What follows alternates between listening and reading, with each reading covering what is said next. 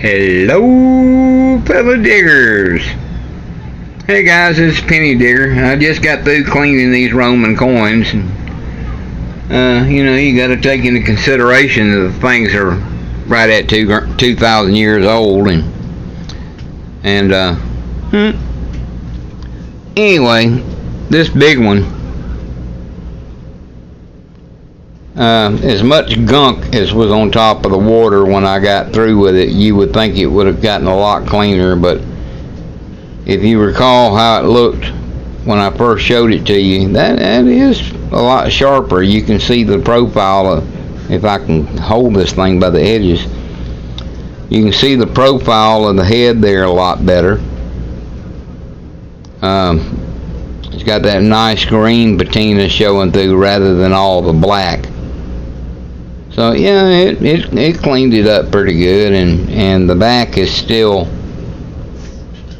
toasty. You got that one little arrow right there at about 12 o'clock. That's legible, but the rest of it is gone. Whatever was there is not anymore.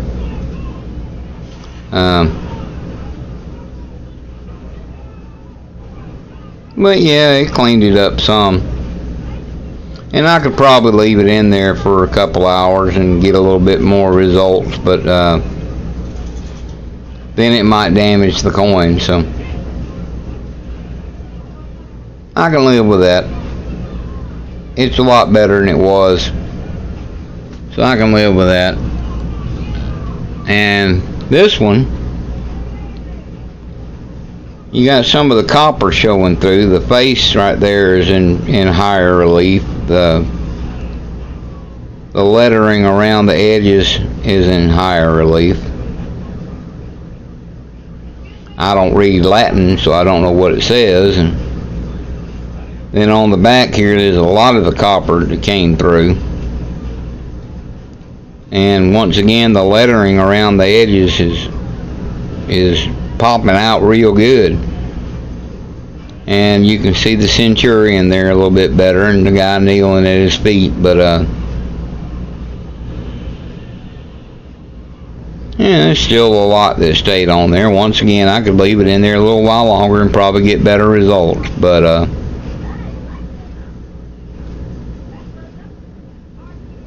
I can live with that. At least we know what the base metal is, don't we? Now this one, on the other hand, look at that. Now that one turned out really well. Which this is the first one I did, and the reason that I did the other two, I figured if this one turned out this nice, the other two might. But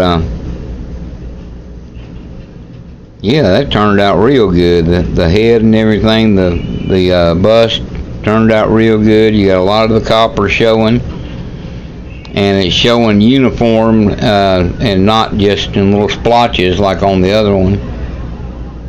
And on the back here, you can see the centurion standing there with his trident. A little guy kneeling down at his feet. So yeah, this one turned out extremely well. Now the lettering around this coin isn't as sharp as it is on the other one, but the figures are much better,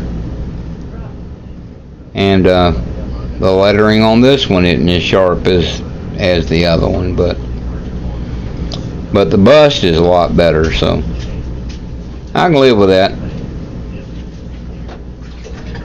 And the other day, one of my buddies, River Rat,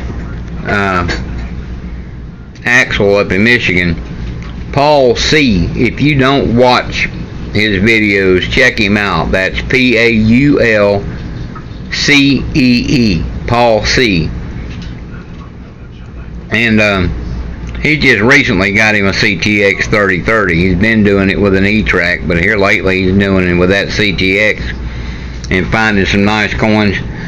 And he sent Axel a little present, made me jealous as hell.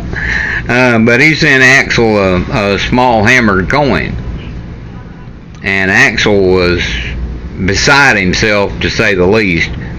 I don't know how it came about that they were talking about it or whatever, and he ended up sending him a coin like that. But that like I told Axel, that's one thing I'd never, as many friends as I've got over in the UK, I'd never ask one of them to send me a hammered, because those things are just way too valuable.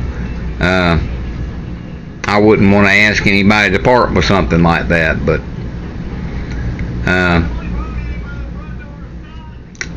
you know, still, he's one lucky dog, and I'm not fighting mad jealous, but I am a tiny little bit jealous. I got 15 plaques full of coins back there, and a lot of them from the UK. I got these Romans, which are older than the hammers, but they're more common apparently because they're not as valuable as the hammered coins are. And that's one thing that has eluded me. I don't have a hammered. But I think probably 1 through 5 on my bucket list have to do with going over to the UK and going to Scotland and going to different parts of England and getting in some nice little digs and see what all I can find for myself. Then maybe I'd be lucky enough to find a hammered, if God willing, sometime before I die, I'm able to find a way to get over there and meet some of the people face to face that I talked to on YouTube, which I would love that. Even if I didn't get to go on a dig, it would be worth the trip just to meet some of them and shake their hand like John and Jackie and the John 316 and Dave of Relic Hunting Scotland and Oceania and Nisada. Oh God, there's so many of them. Jed, Jed Peacehavens, I'd have to meet him.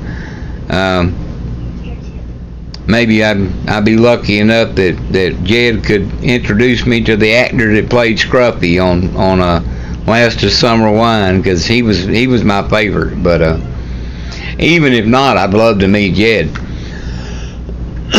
But like I said, that's right up there. Probably number 1 through 5 on my bucket list has to go with going to the UK and getting some hunts in. So one day, God willing, maybe I'll be able to figure out a way to do it.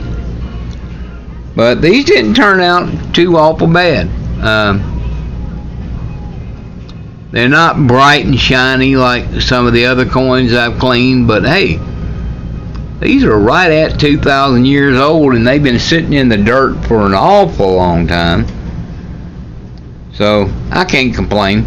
They turned out actually better than I had a right to expect, because like I said, they've been in the dirt for a long time. Anyway, guys, I'm going to jump off of here, and we just wanted everybody to see how they turned out, and like I said, they turned out better than I had a reason to expect. So anyway, I'm out of here. This is your one and only Penny Digger, and we're out.